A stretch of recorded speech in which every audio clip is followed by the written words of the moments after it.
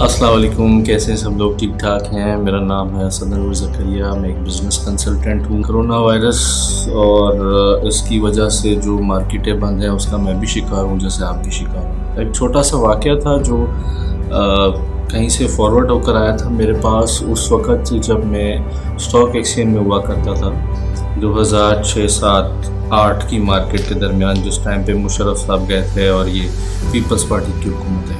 वो वाक़या कुछ इस तरीके से था कि एक बादशाह था और एक उसकी रियाया थी।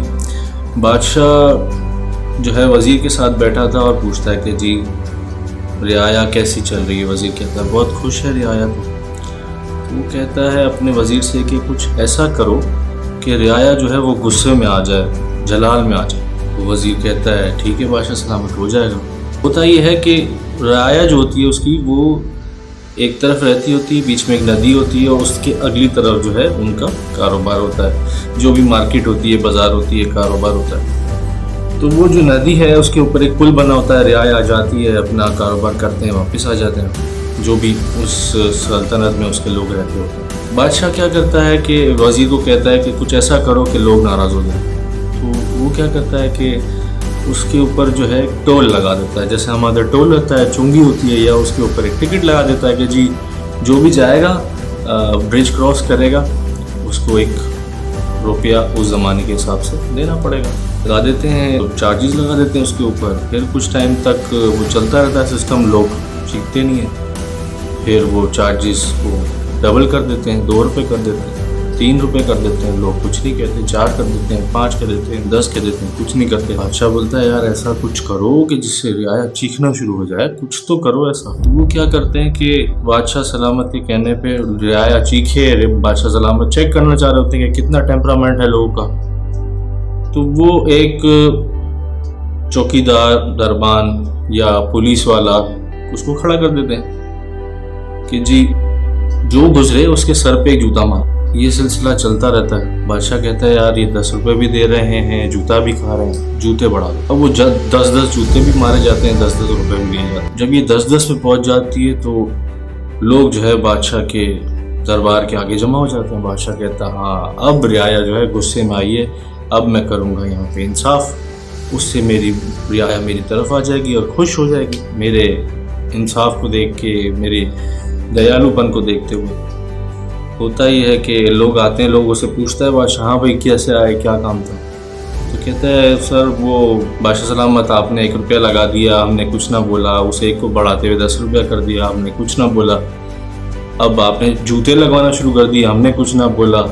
अब ये 10-10 जूते मारते हैं।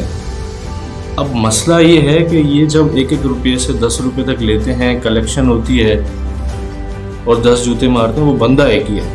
आप बराए मेहरबानी बंदे बढ़ा दें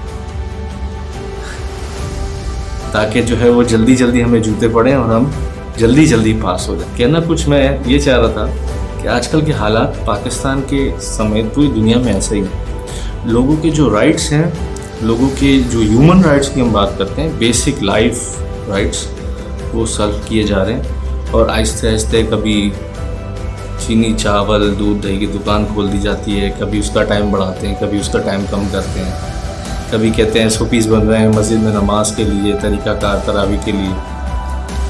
मगर हमारे जो लोग हैं, अवाम हैं, वो तमाम के तमाम कारकुन बने हुए हैं। कोई सियासी कारकुन, कोई जियाला, कोई भाई, कोई कुछ। इनकी नौकरी है, इन सियासतदान, इन पॉलिटिशियंस की नौकरी है कि ये हमें सर्व करें। मगर होता ये है कि जब ये एक गली के अंदर आके ढक्कन लगा देते हैं तो हम उस ढक्कन लगाने का वाले का नाम बैनर पे लिख देते हैं कि भाई फलाने साहब आपका बहुत बहुत शुक्रिया, आपने हमारी गली के अंदर गटर पे ढक्कन लगवाया। फलाने साहब हमारी मस्जिद पे सैनिटाइज़र का गेट लगवा दिया।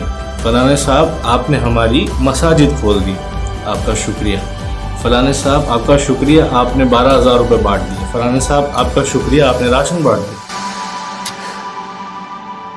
इससे ज़्यादा मैं कुछ नहीं कहूँगा, आप सब समझदार हैं। पूरी दुनिया में यही हो रहा है इस वक्त। और हमारी आवाम जो है वो अभी भी सियासतदानों के हाथ में खेल रही है। और अगले सीज़न में फिर हम जियाले होंगे, फिर हम सिर्फ़ और सिर्फ नंबर्स होंगे और कुछ भी नहीं होंगे। जियाले कह लें, भाई कह लें, वर्कर कह लें, साथी कह लें, कुछ भी कह लें उसको। पंजाब में भी कुछ दोस्त अहबाब हैं, सब सियासत के साथ लगे हुए हैं। तो सियासत से आगे बढ़ें।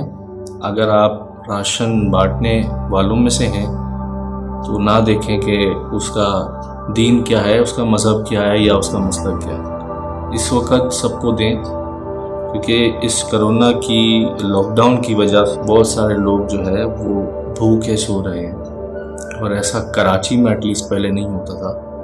तो अपना शेयर ज़रूर डालें, ज़रूर इसके ऊपर काम करें। शुक्रिया।